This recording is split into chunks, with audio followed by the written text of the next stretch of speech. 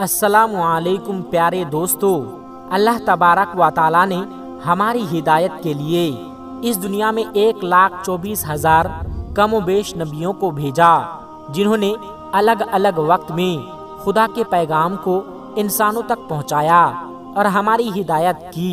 اللہ کے آخری نبی حضرت محمد صلی اللہ علیہ وسلم کی وفات کے بعد یہ سلسلہ ہمیشہ کے لیے تھم گیا۔ لیکن دوستو، کیا آپ کو پتا ہے کہ اللہ کے 1,24,000 نبیوں میں سے آج کے دور میں بھی 4 نبی ایسے ہیں جو آج تک زندہ ہیں اور جن کو اللہ تعالیٰ نے ظاہری زندگی کی حالت میں اٹھا لیا تھا۔ لیکن دوستو، آپ کے ذہن میں یہ سوال ضرور آ رہا ہوگا کہ آخر وہ 4 نبی کون کون سے ہیں اور ان کے نام کیا ہے؟ اگر وہ آج بھی زندہ ہیں تو اس وقت وہ کہاں ہیں؟ آج کی اس ویڈیو میں سبھی سوالوں کا جواب دینے کی کوشش کریں گے۔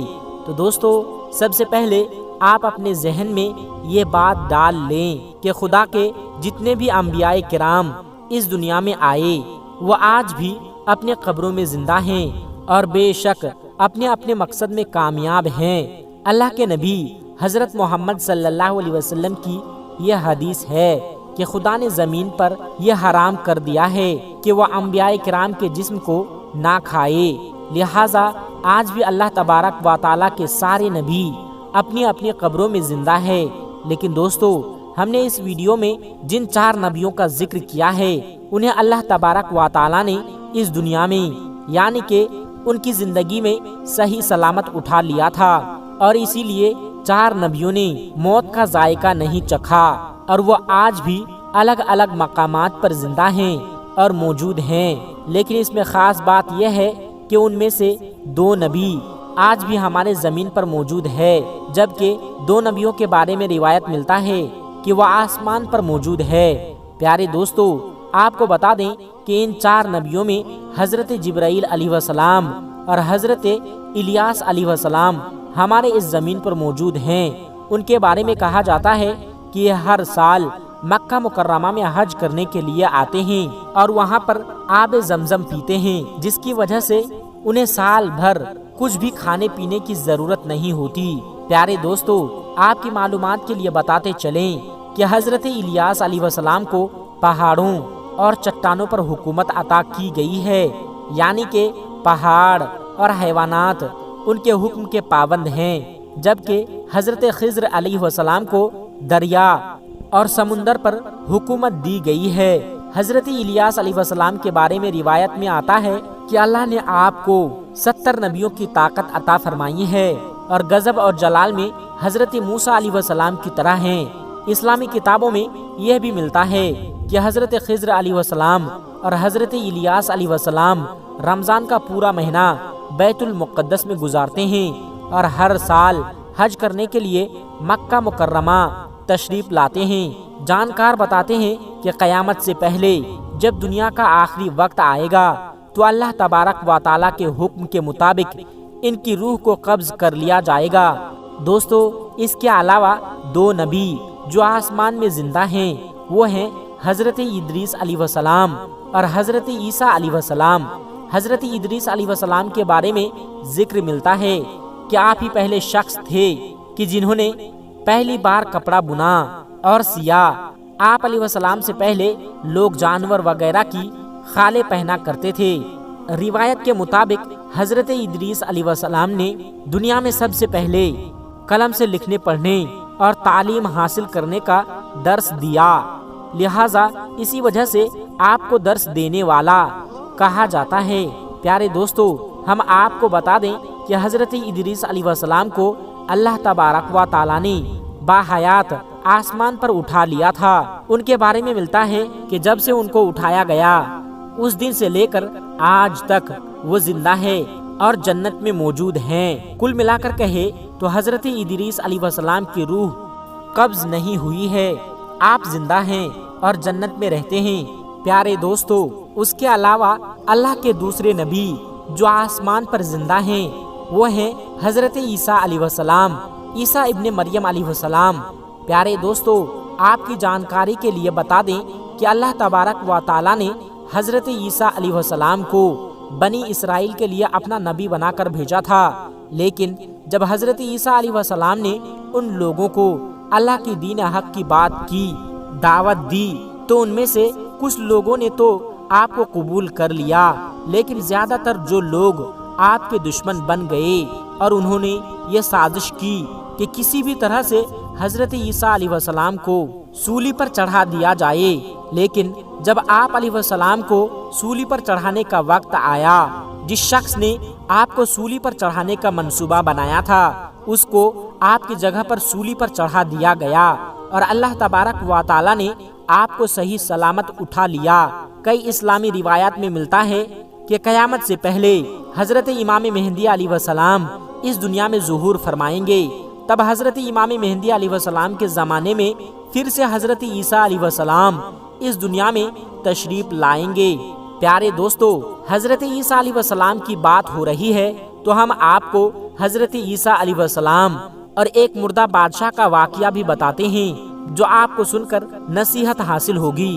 اللہ تبارک و تعالیٰ نے انسانوں کی رہنمائی کے لیے ذرے ذرے میں نشانیاں رکھی ہے، یہاں تک کہ اللہ تبارک و تعالیٰ نے اپنے نبیوں کو وہ قوت عطا فرما دی جس سے وہ دنیا کے سارے راز جان سکے۔ اللہ تعالیٰ نے اپنے ہر نبی کو مختلف معجزات سے نوازا تاکہ دنیا ان کو دیکھے اور اللہ کی قدرت کو پہچان سکے۔ آج ہم حضرت عیسیٰ علیہ السلام کی حیات مبارک سے ایک بہت بہترین واقعہ پیش کریں گے جس میں ہمارے لیے گہری نصیحت موجود ہے۔ جیسا کہ ہم سبھی جانتے ہیں کہ حضرت عیسیٰ علیہ السلام اللہ کے حکم سے مردوں کو زندہ کر دیا کرتے تھے۔ پھر ایک بار کیا ہوا، جب انہوں نے ایک بادشاہ کی کھوپڑی کو روح بخشی کہ کھوپڑی زندہ ہو کر کیا کہنے لگی۔ ابن جوزی رحمۃ اللہ علیہ نے ایک روایت کیا ہے کہ ایک بار حضرت عیسیٰ علیہ السلام اپنے ساتھیوں کے ساتھ جا رہے تھے کہ ایک مردہ کھوپڑی پر نظر پڑی۔ کھوپڑی کو راستے پر پڑا دیکھ کر حضرت عیسیٰ علیہ السلام کو غم ہوا۔ تبھی حضرت عیسیٰ علیہ السلام کے ساتھی آپ سے کہنے لگے کہ حضرت آپ اللہ تبارک و تعالیٰ سے دعا کرے تاکہ اس کھوپڑی میں جان آ جائے اور ہم اس کے واقعات جان سکے اور ہم نصیحت حاصل کر سکے، ہمیں پتہ چل سکے کہ یہ کس زمانے کی ہے اور یہ کہ اس نے کس طرح سے زندگی گزاری۔ یہ سن کر حضرت عیسیٰ علیہ السلام ایک طرف کھڑے ہو کر اللہ تبارک و تعالیٰ کی بارگاہ میں دعا کرنے لگے۔ عیسیٰ علیہ السلام نے دعا کی کہ اے اللہ تعالیٰ، تو اپنی قدرت سے اس کھوپڑی میں جان ڈال دے تاکہ ہم اس سے اس کی زندگی کے بارے میں جان سکے۔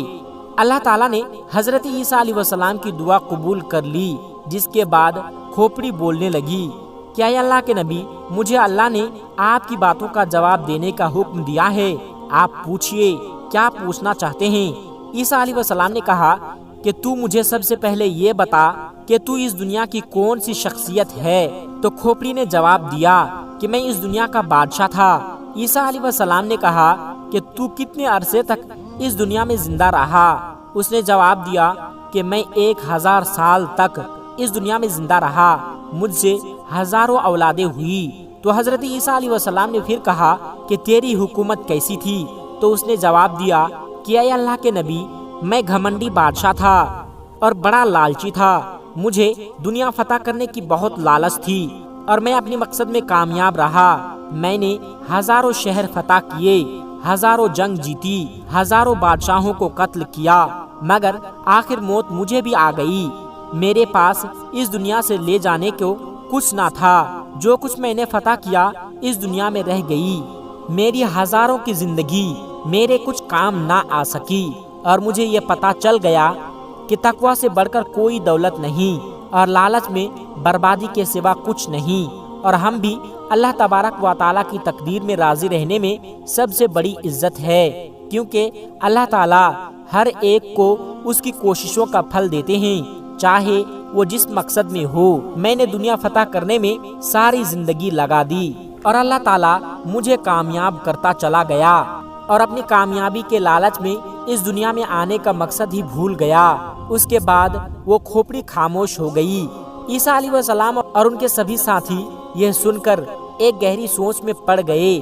یہ سچ ہے کہ یہ دنیا دل لگانے کی جگہ نہیں، یہ فانی دنیا ہے، جو یہاں آیا اسے ایک دن ضرور جانا ہے، مگر افسوس ہم سبھی لوگ اس دنیا میں آنے کا مقصد بھول جاتے ہیں، اس دنیا میں آ کر اس دنیا کے ہو کے رہ جاتے ہیں، جبکہ ہم کو ہمیشہ یاد رکھنا چاہیے کہ آج نہیں تو کل ہمیں مرنا ہے اور ہمیں اس دنیا کو چھوڑ کر جانا ہے۔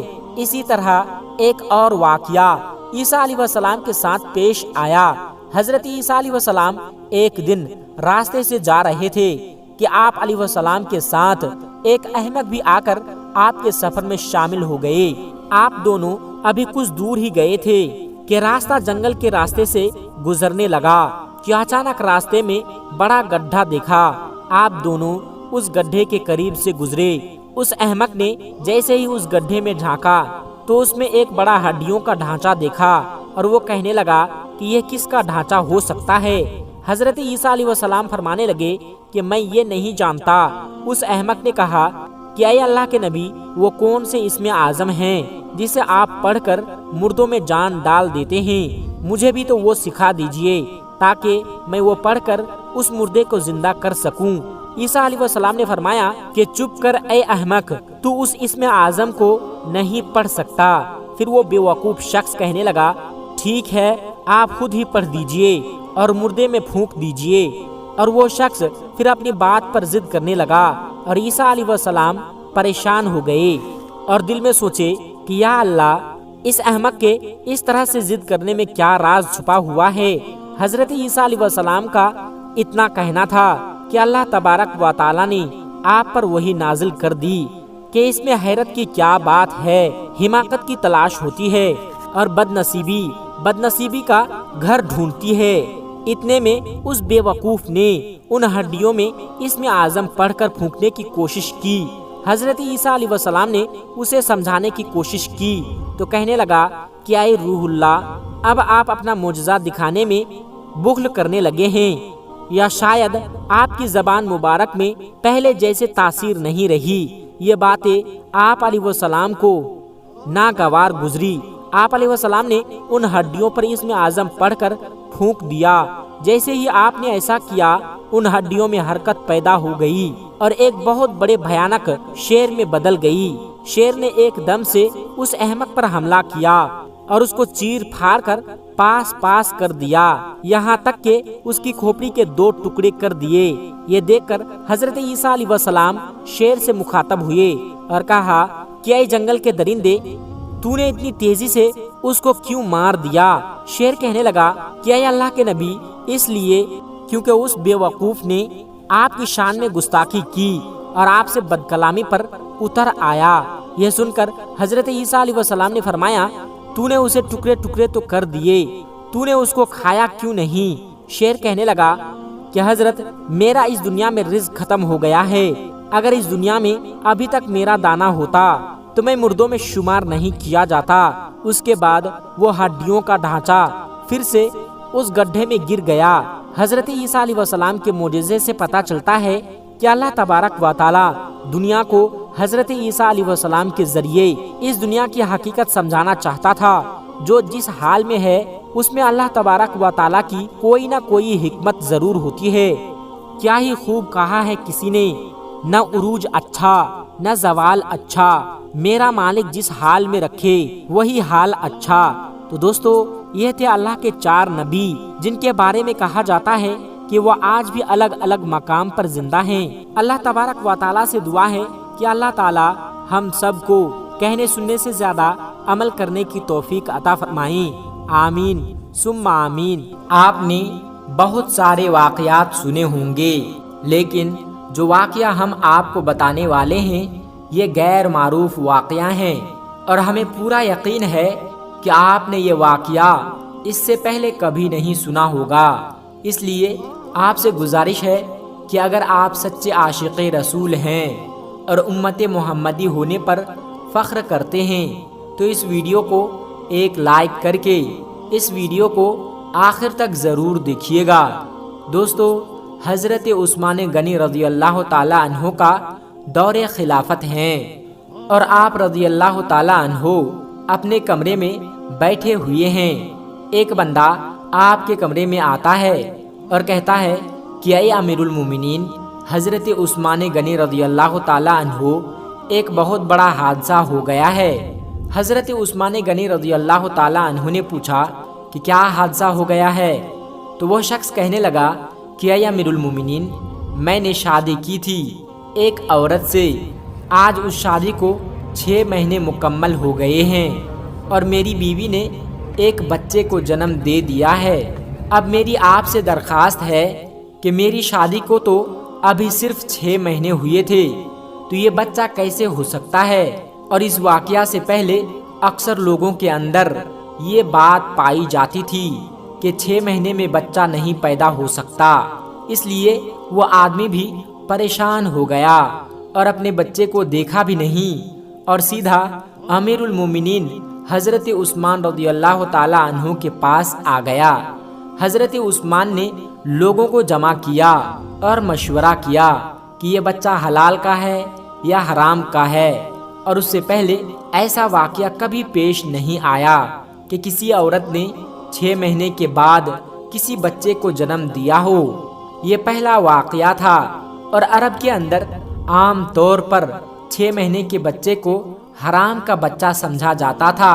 تو مشورہ میں موجود تمام لوگوں نے یہ کہا کہ 6 مہینے کا بچہ عرب کے اندر کبھی پیدا نہیں ہوا، لہٰذا یہ حلال کا نہیں ہو سکتا بلکہ حرام کا ہے۔ جب حضرت عثمان رضی اللہ تعالیٰ عنہ نے تمام لوگوں سے مشورہ کر لیا اور حساب و کتاب والوں نے اور سب نے یہی کہا کہ عرب کے تاریخ میں 6 مہینے کے بچے کو حرام سمجھا جاتا ہے، تو حضرت عثمان نے حکم دیا کہ عورت کو سنگسار کر دیا جائے۔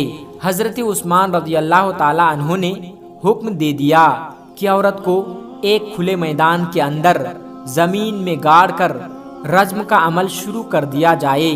جیسے ہی آپ نے یہ حکم دیا اور یہ فیصلہ فرمایا تو یہ خبر آس پاس کے علاقوں میں پھیل گئی۔ چلتے چلتے یہ خبر حضرت علی رضی اللہ تعالیٰ عنہ کے کانوں میں بھی جا پہنچی۔ اب حضرت علی رضی اللہ تعالیٰ عنہ اس میدان کے بجائے جہاں اس عورت کو سنگسار کیا جانا تھا وہاں پر نہ جاتے ہوئے سیدھا حضرت عثمان رضی اللہ تعالیٰ عنہ کے پاس پہنچے اور سلام کرنے کے بعد امیر المومنین سے پوچھا کہ اے عثمان، کیا آپ نے یہ حکم دیا ہے کہ اس عورت کو رجم کیا جائے جس نے 6 مہینے کا بچہ پیدا کیا؟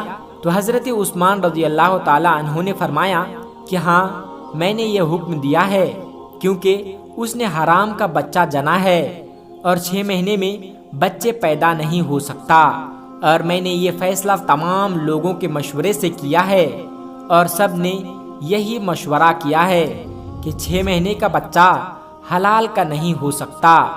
حضرت علی رضی اللہ تعالیٰ عنہ نے ارشاد فرمایا کہ اے امیر المومنین، آپ نے یہ غلط فیصلہ کیا ہے۔ پھر حضرت عثمان رضی اللہ تعالیٰ عنہ نے فرمایا کہ اے علی، میں نے حساب اور کتاب لگایا ہے کہ 6 مہینے کا بچہ حلال کا نہیں ہو سکتا۔ تو حضرت علی رضی اللہ تعالیٰ عنہ نے فرمایا کہ اے عثمان، 6 مہینے کا بچہ تو قرآن سے ثابت ہے۔ تو حضرت عثمان رضی اللہ تعالیٰ عنہ یہ سن کر پریشان ہو گئے کہ قرآن سے کیسے ثابت ہے۔ پھر حضرت علی رضی اللہ تعالیٰ عنہ نے فرمایا کہ قرآن پڑھو، دیکھو کہ حمل اور دودھ پلانے کی مدت کتنی ہے، 30 ماہ۔ تو حضرت عثمان رضی اللہ تعالیٰ عنہ نے کہا، اچھا، یہ تو 2.5 سال بنتے ہیں، اس میں سے 6 مہینے کا بچہ کیسے نکلے گا؟ تو حضرت علی نے فرمایا، اب دوسری آیت کو پڑھو۔ اللہ فرماتا ہے کہ 2 سال دودھ پلانے کے 30 مہینوں سے 2 سال نکال لو۔ جب آپ 24 مہینے نکال لیں گے تو سمجھیے کہ 6 مہینے کے بچے ہوں گے۔ تو حضرت عثمان رضی اللہ تعالیٰ عنہ کہنے لگے کہ اے علی، بات تو تم نے ٹھیک کہی ہے۔ تو حضرت علی نے فرمایا کہ قیامت تک کسی عورت کا 6 ماہ کا بچہ بستر پر پیدا ہو تو اسے حلال کا تصور کیا جائے گا، حرام کا نہیں، کیونکہ یہ قرآن کی آیت کے مطابق ہے اور ساری دنیا جھوٹی ہو سکتی ہے لیکن قرآن پاک کی کوئی بھی بات جھوٹی نہیں ہو سکتی۔ حضرت عثمان غنی رضی اللہ تعالیٰ عنہ فرمانے لگے کہ اے علی، تم نے تو میری اصلاح کر دی۔ حضرت عثمان نے فوراً سپاہیوں کو دوڑایا کہ اللہ نہ کرے کہ اس عورت کو سنسار کر دیا گیا ہو تو قیامت کے دن حضرت عثمان کا کیا بنے گا۔ اور حضرت عثمان رضی اللہ تعالیٰ عنہ رونے لگے اور آپ کی آنکھوں سے آنسو نکلنے لگے اور اپنے آپ سے فرمانے لگے کہ اے عثمان، کل قیامت کے دن اللہ کو کیا جواب دے گا۔ اور اپنے سپاہیوں سے فرمایا کہ جلدی جائے اس عورت کو بچائیں۔ حضرت علی بھی وہاں سے نکلے اور وہ سپاہی بھی نکلے۔ اللہ کا کرم ایسا ہوا کہ اس عورت کو زمین میں گاڑ دیا گیا تھا اور اس کا صرف چہرہ باہر تھا، اور اس کی بہن اس سے آخری ملاقات کے لیے آئی تھی اور زاروں قطار رو رہی تھی اور اس سے باتیں کر رہی تھی۔ سپاہی بھی پہنچ گئے، حضرت علی رضی اللہ تعالیٰ عنہ بھی پہنچ گئے۔ اس وقت وہاں پہنچتے ہی حضرت عثمان رضی اللہ تعالیٰ عنہ نے رجم کو روکنے کا حکم دیا۔ اس وقت اس نے یعنی اس زمین میں گڑی ہوئی عورت نے اپنی روتی ہوئی بہن سے ایک بات کہی کہ اے میری بہن، مت رو اور غم نہ کر، اور کہنے لگی کہ عثمان کے حکم سے مجھے رجم تو کیا جا رہا ہے، لیکن میں اللہ کی قسم کھا کر کہتی ہوں کہ زنا تو بڑی دور کی بات ہے۔ خدا کی قسم مجھے کسی غیر محرم نے چھوا تک نہیں۔ اس عورت کو اسی وقت زمین سے باہر نکالا گیا اور حضرت عثمان غنی رضی اللہ تعالیٰ عنہ نے اس عورت کو اپنے پاس بلایا اور اس کے بیٹے کو پیش کیا گیا۔ روایت کے اندر یہ الفاظ موجود ہے کہ جس طرح پرندوں کے دو انڈے اگر ملا دیا جائے تو پتہ نہیں چلتا کہ کون سا انڈا کس کا ہے، دونوں میں کیا فرق ہے، اسی طرح اس بچے کی شکل و صورت بالکل اس کے والد کے اوپر تھا، اور والد نے اس کو ابھی تک دیکھا نہیں تھا۔ والد نے جب دیکھا تو کہا کہ اللہ کی قسم یہ تو میرا ہی بیٹا ہے۔ اس سے یہ ایک بات معلوم ہو گئی کہ 6 مہینے میں جو بچے پیدا ہوں تو اسے حلال کا سمجھا جائے گا، کیونکہ قرآن شریف میں یہ فیصلہ موجود ہے۔ دوستو، آج کی ویڈیو میں بس اتنا ہی۔ اگر آپ کو یہ ویڈیو ذرا بھی اچھی لگی ہو تو اس ویڈیو کو اپنے قریبی دوستوں تک ضرور شیئر کیجیے گا، اور ایسی ہی پیاری پیاری ویڈیو کے لیے ہمارے چینل کو سبسکرائب ضرور کر لیجیے گا۔ تب تک کے لیے اپنا اور اپنوں کا بہت زیادہ خیال رکھیے گا۔ السلام علیکم ورحمۃ اللہ وبرکاتہ۔